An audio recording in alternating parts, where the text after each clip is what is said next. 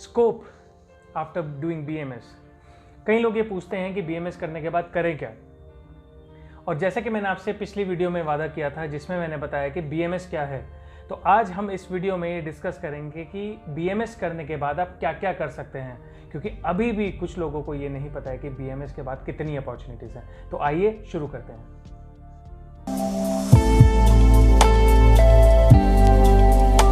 Welcome to Tulsi Ayurveda. I am doctor Ankit Agarwal. आज हम इस वीडियो में कंप्लीट एक गाइड डिस्कस करेंगे जिसमें हम ये जानेंगे कि बीएमएस के बाद क्या क्या अपॉर्चुनिटीज़ हैं, क्या क्या जॉब अपॉर्चुनिटीज़ हैं, क्या क्या आप वर्क कर सकते हैं, सेल्फ इंडिपेंडेंट क्या क्या वर्क कर सकते हैं, क्या क्या स्टडीज़ कर सकते हैं। तो हम आज डिटेल में देखेंगे कि क्या क्या आप आगे इसके कर सकते हैं।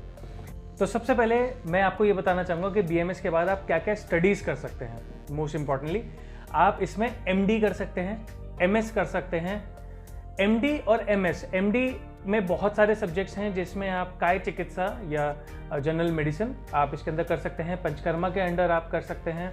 आप गायनी, ऑब्स या जिसको आयुर्वेद में स्त्री प्रसूति में एमडी बताया गया है। इसके अलावा अगर तंत्र में कर सकते हैं, द्रव्य गुण में कर सकते हैं जिसमें आप प्लांट्स की स्टडी करते हैं, बॉटनी के बारे में पढ़ते हैं पूरा इन डिटेल। आप संहिता से कर सकते हैं जिसमें आप आयुर्वेदिक बुक्स जो आयुर्वेदिक मेन ट्रिटाइज हैं, चरक संहिता, सुश्रुत संहिता या जो भी संहिता है, आप उनकी प्रॉपर स्टडीज़ करते हैं। उसके अलावा कई सारे और फील्ड्स हैं जिसमें आप कर सकते हैं। एमएस में आपका स्त्री प्रसूति भी आता है प्लस आपका सर्जरी भी आता है, या जिसको हम शल्य तंत्र बोलते हैं वो भी आता है। तो इसके अंडर अब जो नए रूल आए हैं, आप शल्य तंत्र के अंडर आप कुछ सर्जरीज भी कर सकते हैं। बहुत मेजर सर्जरीज नहीं कर सकते, बट हाँ सर्जरीज आप कर सकते हैं। और इसके बारे में क्या क्या सर्जरीज कर सकते हैं, कैसे कर सकते हैं, मैंने एक वीडियो ऑलरेडी बनाई है, आप वो चेक कर सकते हैं क्या क्या सर्जरीज अलाउड है और कैसे कैसे आप उसमें कर सकते हैं। इसके अलावा एमडी और एमएस के अलावा आप एमपीएच कर सकते हैं। MPH is masters in public health. आप इस सेक्टर में अगर आप वर्क करते हैं तो आप इसको, ये 2 साल का कोर्स होता है और अच्छे इंस्टीट्यूट से करने पर, बहुत महंगा कोर्स भी नहीं होता है, और आप अच्छे इंस्टीट्यूट से अगर इसको करते हैं तो आपका जॉब भी बहुत अच्छी मिलती है। और रिलेटेड टू एनजीओज और गवर्नमेंट प्लान्स और हेल्थ इश्यूज़, जो भी गवर्नमेंट के प्लान्स चलते हैं या एनजीओज के चलते हैं, आप उनके थ्रू वर्क करते हैं, इसमें रिसर्च वर्क करते हैं। बहुत अच्छी फील्ड है और अनएक्सप्लोर्ड फील्ड है, तो ये भी आप अच्छे से कर सकते हैं। इसके अलावा आप एमबीए भी कर सकते हैं, एमबीए इन हॉस्पिटल मैनेजमेंट कर सकते हैं। ये भी बहुत इंपॉर्टेंट है क्योंकि आपको भी पता है कोई भी ऐसा डिपार्टमेंट नहीं है जिसमें एचआर टीम रिक्वायर्ड नहीं है। और हॉस्पिटल मैनेजमेंट में जाने से आपका फ़ायदा ये है कि आप मेडिकल फील्ड से हैं, प्लस अगर आप मैनेजमेंट में जाते हैं तो वो आपको ज़्यादा प्रेफरेंस दिया जाता है। तो आप ये भी कर सकते हैं, ये बहुत अच्छी फील्ड है। इसके अलावा आप डिप्लोमा कर सकते हैं। कुछ डिप्लोमा कोर्सेज होते हैं जैसे related to pharmacy, related to yoga, आप योगा का डिप्लोमा कर सकते हैं, सर्टिफिकेट कोर्स कर सकते हैं, या फिर उसमें मास्टर्स कर सकते हैं।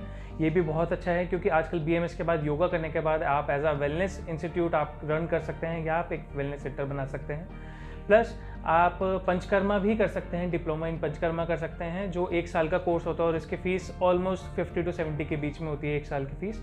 तो आप ये भी कर सकते हैं और अपना एक अच्छा पंचकर्मा सेंटर खोल सकते हैं। एमडी एमएस करने के लिए आप एग्ज़ाम दे सकते हैं AIA PGET, जिसके थ्रू आप पीजी का एग्ज़ाम दे सकते हैं और एमडी एमएस कर सकते हैं। और उसके अलावा आप RAV का एग्ज़ाम दे सकते हैं। RAV में गुरु शिष्य परंपरा के अंडर आप ये एग्ज़ाम कर सकते हैं, जो कि 1 साल की ट्रेनिंग प्रोग्राम होता है और आपको पर मंथ कुछ अमाउंट भी दिया जाता है। अगर आपका AIA PGET का एग्ज़ाम नहीं क्लियर हो पाता है तो मेरी ओपिनियन है कि आप RAV का एग्ज़ाम ज़रूर दें, क्योंकि RAV के एग्ज़ाम देने के बाद आपको पर मंथ 40,000 रुपीज़ आपको मिलते हैं और आपको एक ट्रेनिंग भी दी जाती है अगर आप क्लिनिकली आगे प्रैक्टिस करना चाहते हैं। और इस चीज़ में आप बहुत अच्छी तरह से सीखेंगे, एक ऐसे गुरु के पास सीखेंगे जिनके पास बहुत अच्छे पेशेंट्स हैं, एक प्रॉपर हॉस्पिटल है और बहुत अच्छा टीचिंग एक्सपीरियंस है। और उसी के साथ साथ आप कोशिश करके, थोड़ी सी मेहनत ज़्यादा लगेगी बट आप एमडी की प्रिपरेशन कर सकते हैं ताकि आप नेक्स्ट ईयर एग्ज़ाम दें और आपका एक भी साल वेस्ट नहीं होगा। तो ये प्लान आपके लिए बहुत अच्छा है, जो बीएमएस करें फिर उसके बाद RAV के एग्ज़ाम दें और RAV के बाद आप एमडी दे सकते हैं या डायरेक्ट एमडी कर सकते हैं। अब हमने बात कर ली है कि स्टडीज़ क्या क्या करनी है आपको बीएमएस के बाद और कैसे कैसे आपको फॉलो करना है स्टडी पैटर्न को। बट अब हम आते हैं कि आप इसके अलावा अगर आप एमडी नहीं करना चाहते हैं, आप स्टडीज़ ज़्यादा नहीं करना चाहते हैं, आप और कुछ करना चाहते हैं, तो उस फील्ड में आपके पास भी और स्कोप हैं और उसमें है मैन्युफैक्चरिंग। आप मेडिसिन मैन्युफैक्चर कर सकते हैं, आप एक अपनी फार्मेसी खोल सकते हैं, आप एक रजिस्टर्ड डॉक्टर हैं, आप BMS कर चुके हैं तो आप अपने नाम से एक फार्मेसी खोल सकते हैं। आप अपनी फार्मेसी को रजिस्टर कराइए, ट्रेडमार्क कराइए, कॉपीराइट लें उसके, और कुछ प्रोडक्ट्स आप उसमें स्टार्ट करें। अगर आप अपने खुद के बनाए प्रोडक्ट्स करना चाहते हैं तो आप उसको पेटेंट कराएं, और अगर आप सिंगल ड्रग्स करना चाहते हैं तो आप बिना पेटेंट कराए भी उसको कर सकते हैं। थोड़ी बहुत लाइसेंसिंग चाहिए।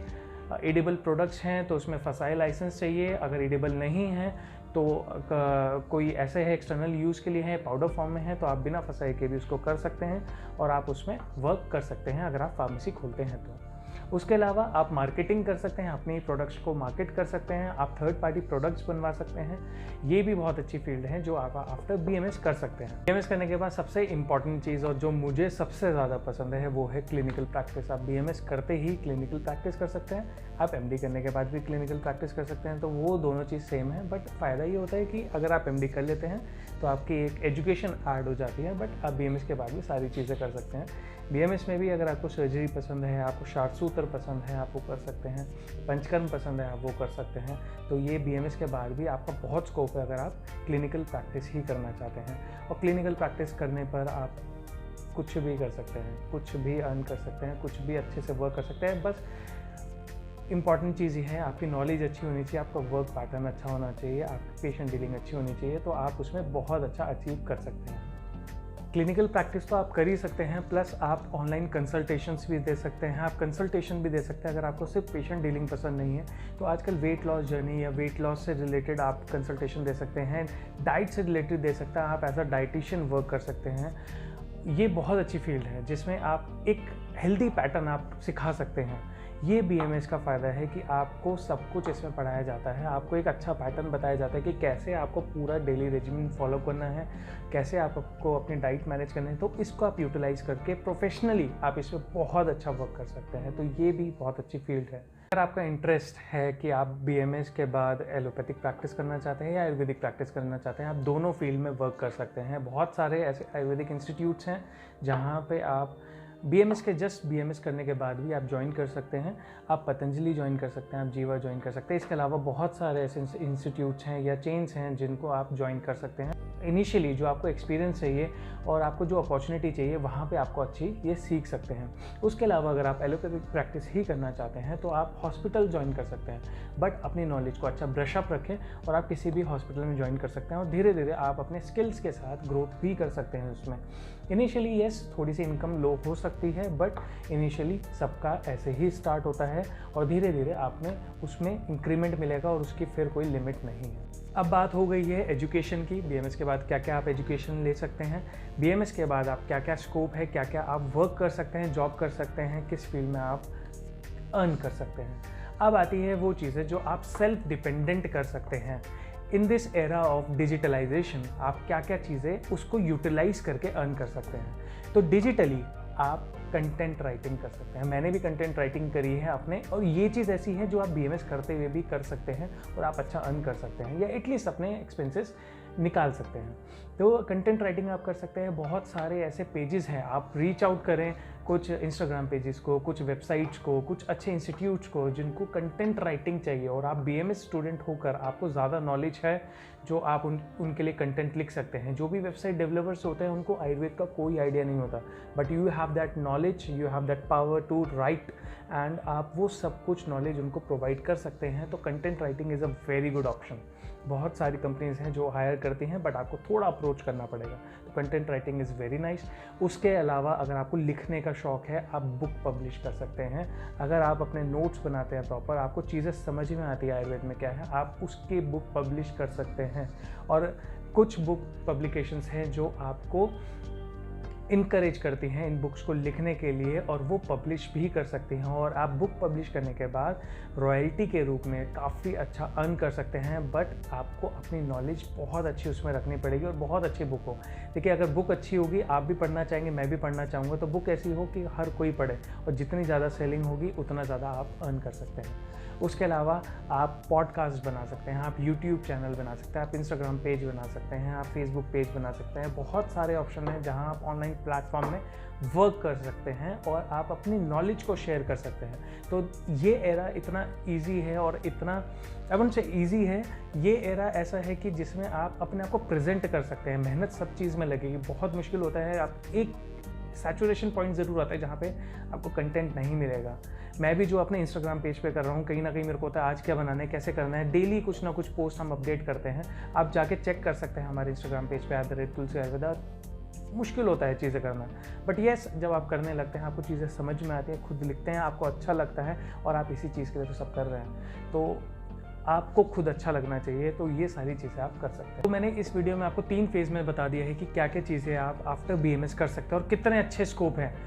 कंटेंट राइटिंग आप BMS के टाइम भी कर सकते हैं। कुछ चीज़ें हैं जो डिजिटली जो हैं वो आप आज ही से शुरू करते हैं। आप आज वीडियो देख रहे हैं, आप आज ही से इसको शुरू कर सकते हैं। और आप कुछ भी नई चीज़ स्टार्ट करें, मुझे टैग ज़रूर करिएगा और मुझे बताइएगा कि आपने इस वीडियो से क्या चीज़ सीखी है जो आज ही आप शुरू कर सकते हैं। अगर आप BMS डॉक्टर हैं और आप क्या क्या आगे अपने लिए सोच रहे हैं, डू कमेंट बिलो और हमें ज़रूर बताइएगा कि क्या चीज़ आपको इंस्पायर करी है इस वीडियो में। एज आई प्रॉमिस्ड मैंने ये दूसरी वीडियो बनाई है जिसमें हमने स्कोप के बारे में बताया आफ्टर BMS और आपको समझ में आ गया होगा कैसे क्या फील्ड है, इन फील्ड में क्या क्या आप अर्न कर सकते हैं। अगर आपको ये भी वीडियो चाहिए और कितना अर्न कर सकते हैं तो डू कमेंट बिलो और मुझे ज़रूर बताइएगा। और ये 3rd वीडियो भी ज़रूर जल्दी आने वाली है। और do subscribe to my channel if you haven't subscribe till now, do subscribe now. Thank you so much.